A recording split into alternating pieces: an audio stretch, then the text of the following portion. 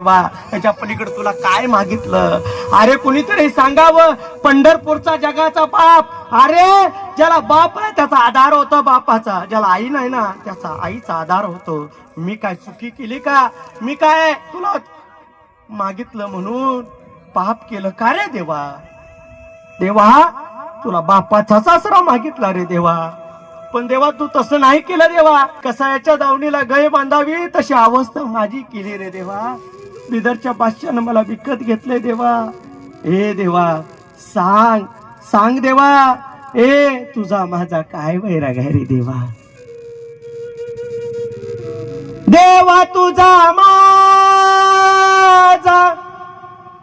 कार्य वैराकार, देवा तुझा माझा कार्य वैराकार. देवा